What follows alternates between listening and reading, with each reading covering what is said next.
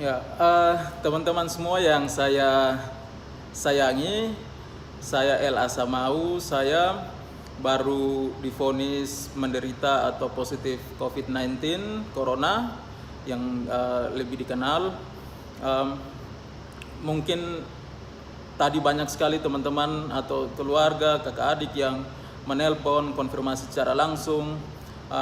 Pada kesempatan ini saya ingin berbagi kronologisnya seperti apa sehingga saya sampai terpapar virus corona dan apa saja yang saya lakukan selama ini. Yang pertama saya ucapkan terima kasih kepada Rumah Sakit Umum Profesor Yohanes Kupang karena perawatnya luar biasa, dokter-dokternya bekerja dengan maksimal. Saya waktu dari pertama sudah merasakan keramahan dan profesionalisme dari dokter-dokter tenaga medis yang di sini. Terima kasih banyak-banyak. Dan saya sebenarnya kondisi sekarang ini sangat stabil karena gejala-gejala yang muncul pada penderita atau suspek itu seperti kita ketahui mereka mungkin merasakan demam dan lain-lain, tetapi saya puji Tuhan dalam kondisi yang prima. Nah, teman-teman semua, saya dari Alor dan sementara ada kegiatan persiapan untuk studi lanjut di Yogyakarta, tetapi waktu keberangkatan kami ke Yogyakarta itu sebelum ada larangan atau semacam informasi resmi dari WHO untuk tidak beraktivitas dan lain sebagainya di luar rumah. Sehingga waktu itu bulan lalu, tepatnya tanggal 1 Maret atau tanggal 1 Maret saya sudah ada di Yogyakarta dan kelas pertemuan berjalan sebagaimana mestinya. Dan satu minggu setelah di Jogja itu kami ada dipanggil untuk kegiatan di Jakarta. Nah, selama kegiatan 1 minggu di Jakarta ini kemungkinan besar saya terpapar di sana dan itu berlangsung dari tanggal 9 sampai tanggal 13 Maret. Nah, tanggal itu saya merasa bahwa kondisi tubuh saya itu tidak berubah karena memang waktu dari Alor pun juga saya sering meriang karena mungkin kelelahan dan saya sedikit bermasalah dengan lambung, asam lambung, sehingga saya merasa itu memang asam lambung. Sehingga kondisi tidak berubah, saya tetap meriang, badan sakit, dan itu berlanjut sampai kegiatan di Jakarta itu. Nah, pas ketika ada di Jakarta, kami diinformasikan setelah tanggal 15 itu bahwa semua kegiatan harus dihentikan. Dan kegiatan yang ada di Yogyakarta itu juga dipindah menjadi online, sehingga kami tidak ke kelas dan saya mengambil keputusan untuk kembali ke Kupang saat itu. Tetapi karena saya belum merasa bahwa ini menjadi ancaman tersendiri untuk saya coba mengambil keputusan untuk pulang ke Kupang. Kenapa? Karena ya riwayat sakit saya tadi bahwa memang saya harus mendapat penanganan. Kalau kembali ke Kupang, istri bisa atau mertua bisa siapkan makan, minum, dan pengobatan di rumah, sehingga saya mungkin bisa lebih cepat pulih untuk ketika saya ada di Kupang. Dan saya tanggal 18 Maret sebelum ke Kupang itu saya singgah di Bali. Di Bali karena ada bertemu saudara, sudah lama sekali tidak ketemu. Mereka menjadi kakak saya yang saya harus ketemu saat itu. Dan waktu itu belum ada tanda-tanda sama sekali bahwa saya terpapar. Itu tanggal 18. Dan tanggal 22 saya ke Kupang. Tanggal 22 saya ke Kupang dan kondisi tidak ada sama sekali merasa hal-hal yang aneh terhadap diri saya, meriang-meriang masih sama. Sehingga setibanya di Kupang, Oh iya, selama dari Jakarta itu saya menjaga diri betul-betul. Saya tidak bersalaman dengan orang, saya cuma pakai siku kalau terpaksa. Saya jaga jarak, saya pakai masker, bawa hand sanitizer, dan juga saya cuci tangan. Saya menjaga untuk tidak meraba mulut, mata, dan lain sebagainya. Dan ketika sampai di Kupang, itu saya isolasi diri di dalam kamar sejak tanggal 22 hari Minggu. Itu saya di dalam rumah, tidak keluar-keluar. Jadi di rumah tetapi di kamar, saya kamar dipisah, makan minum saya tersendiri, tidak ada yang masuk ke kamar. Lalu saya coba untuk mengerjakan beberapa hal yang saya senangi, mendengar musik, membaca, sempat juga menulis buku dan sampai selesai karena saking lamanya saya di kamar. Dan saya tidak merasakan hal-hal aneh yang terjadi dalam diri saya, sehingga saya coba isolasi diri dulu.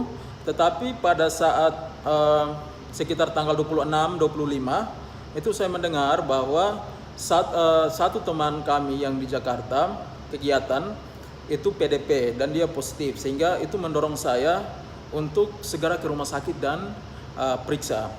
Jadi saat itu tanggal 27 Maret saya langsung ke rumah sakit umum.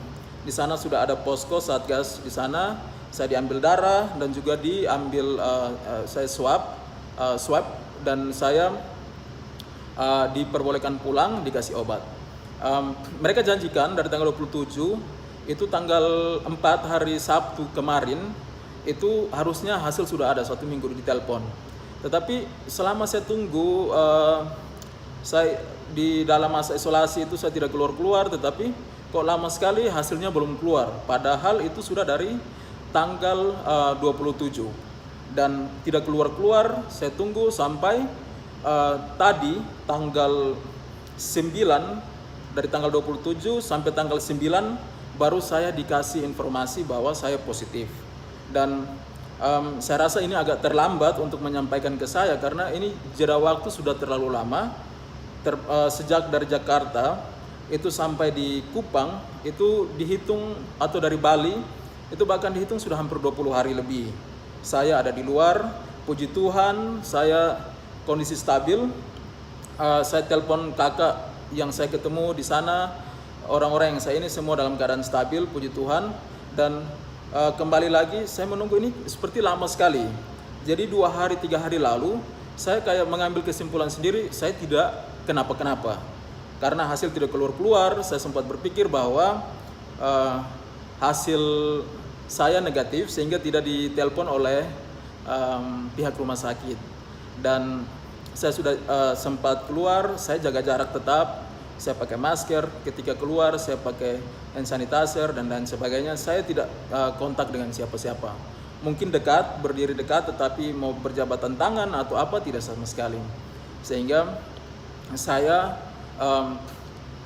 tadi baru ditelepon untuk datang swab untuk yang kedua kali dan dinyatakan positif corona.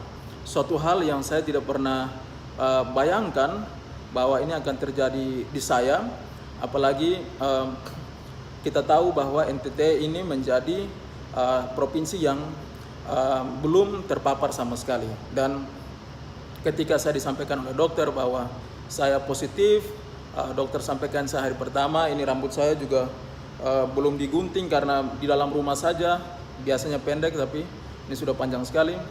Dokter sampaikan bahwa saya orang pertama yang dinyatakan positif corona.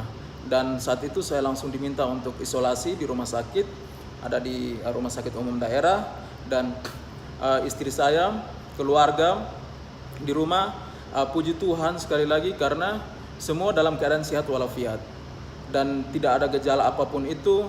Tetapi mohon doa semuanya baik-baik saja karena saya sebagai orang yang ada di luar terus kembali ke NTT ini karena suatu keharusan. Saya harus kembali karena posisi saya sakit di sana dan sakit itu sudah terbawa dari alor sebenarnya. Dan saya coba cek juga di Siloam dan di sana ternyata saya negatif untuk tipes, tetapi gejala itu saya rasakan terus, sehingga ini bukan hal baru untuk saya. Termasuk saat ini juga tetap badan tidak enak, tetapi ini hal yang sama yang saya alami sejak masih dari alor kemarin. Dan kembali lagi kenapa saya harus pulang, saya harus mendapatkan pengobatan, perawatan dari keluarga sehingga makan saya stabil. Karena kalau lambung makan tidak stabil, apalagi di Jogja semua sudah lockdown dan susah untuk mencari makan, apalagi untuk saya yang sendiri mungkin ada kesulitan tersendiri untuk saya. Dan juga saya melihat banyak teman-teman yang ya kalau mahasiswa misalnya masih mendapatkan tunjangan atau kiriman dari orang tua, mungkin bisa bersabar. Yang dalam kondisi sehat, tolong, karena kita pulang pun juga kita harus tinggal di dalam rumah selama 14 hari paling kurang. Jangan kita mengambil keputusan untuk langsung pulang karena risikonya sangat besar sekali. Dan untuk bersaudara, teman-teman di luar yang memang saya sempat ketemu yang di Bali, ada saudara saya, dia terkena dampak betul-betul. Dia seorang driver untuk Grab dan sepi, dia tidak bisa makan, kos-kosan tidak bisa dibayar. Dia bilang, KKL ini kalau saya di Bali terus, saya bukan mati karena corona tetapi mati karena kelaparan. Jadi saya harus pulang rumah. Saya bilang oke, pulang, tetapi ingat, hati-hati. Karena kita tidak mau seperti apa lagi kita buat. Untuk itu teman-teman yang lain, mungkin pada kesempatan ini saya sampaikan, orang yang mau pulang itu memang ada berbagai banyak alasan. Bukan karena mereka ingin mau pulang secepatnya, karena ada liburan, ambil kesempatan, tidak. Karena ada beberapa faktor personal yang mungkin tidak diketahui oleh semua orang. Sehingga tolong dimaklumi, tetapi saya ingin berpesan supaya mereka itu juga tetap harus hati-hati. Jujur sampaikan ke medis, ketika sampai langsung lapor dengan kesadaran penuh untuk isolasi diri, menjaga keamanan lingkungan tempat tinggal sendiri dengan baik sehingga tidak membahayakan orang lain. Kalau bisa tinggal di luar, tetap bertahan, please bertahan dulu. Dan pada kesempatan ini juga saya ingin menyampaikan bahwa untuk teman-teman yang sempat bersentuhan atau berinteraksi dengan saya tahu bahwa teman-teman pasti kaget semuanya. Saya juga kaget sekali tadi, tetapi saya coba berpikir kenapa sudah hampir 20 hari saya masih dalam keadaan stabil, karena aktivitas selama 20 hari ini saya bawa dengan hal-hal yang positif. Segala hal tentang stres dan lain-lain saya coba buang, saya mendengar musik dan saya membaca, saya menulis, saya coba ikut kegiatan-kegiatan untuk penggalangan dana untuk COVID dan lain sebagainya. Dan saya rasa ini sangat membantu sekali, sehingga untuk kita mungkin tidak harus takut, waspada, wajib kita harus menjaga, karena kita bukan menjaga diri kita harus menjaga para medis, semuanya kita saling menjaga. Tetapi namanya virus yang tidak terlihat ini bisa terpapar kapan saja, dan dia tidak tanpa, kalau saya kasusnya tanpa disengaja, tanpa saya sadari, tanpa bermaksud apa-apa, dan saya merasakan ini, sehingga saya mengalami ini, sehingga saya mohon dukungan dari semua keluarga, teman yang nonton video ini. Tolong dukung penderita atau suspek COVID-19. Karena apa? Dukungan itu penting sekali. Jangan sekedar telepon, tanya sakit apa, rasa apa, karena teman-teman para medis ini sudah cukup baik, mereka sudah terlatih untuk menangani para pasien. Sehingga ketika teman-teman menunjukkan simpati atau rasa sayang, saya tahu banyak sekali di luar yang menyayangi saya, keluarga kami, dan akan memberikan simpati. Tetapi saya punya request. Yang pertama, jangan tanya kondisi saya, karena sekarang teman-teman lihat saya sehat-sehat saja, rasa meriang, tapi ini sudah dari alor, waktu 2 bulan yang lalu. Ini masih terbawa terus. Saya sehat-sehat saja, tolong jangan tanya bagaimana kondisi, karena saya baik-baik saja. Tetapi saya minta kalau mau kontak saya, kalau telepon mungkin saya tidak angkat karena saya harus istirahat, tetapi berikan kata-kata yang memotivasi saya. Setidaknya kalau saya bisa request hal-hal apa yang menjadi kesan positif yang baik dari saya selama ini untuk teman-teman, kenalan semua, sehingga saya termotivasi untuk bisa sembuh dengan imun yang baik, dengan makan yang baik, saya bisa pulih dan ini bisa menjadi pertimbangan untuk yang lain juga. Untuk itu teman-teman, terima kasih sudah banyak yang telepon. Saya tidak tahu harusnya dirahasiakan, tetapi dari jam 4 sore sampai sekarang jam 11 mau jam 12 ini banyak sekali yang menghubungi saya. Saya tidak tahu mereka dapat informasi dari mana. Bahkan kakak saya di Bali, semua istri ditelepon, ditanya posisi di mana. Terima kasih banyak karena itu sudah sangat membantu kami dengan menunjukkan perhatian Bapak Mama semua. Tentunya karena ada kewaspadaan juga. Tetapi saya mohon sekali tolong kasih kami support. Kasih kami support please Bapak Mama yang suka melawak, berikan kami yang penuh dengan humor sehingga kami terhibur dan kami bisa pulih dengan sendirinya. Mohon doanya juga, tolong mendukung, tetap waspada dimanapun karena saya tidak pernah menyangka bahwa ini akan terjadi di diri saya. Tuhan Yesus luar biasa baik sekali dan saya mengetahui hasilnya walaupun terlambat, tetapi saya mengetahui dan bisa mendapat penanganan. Sekarang saya lagi diisolasi. Saya akan tetap menunggu hasil sambil melakukan beberapa aktivitas.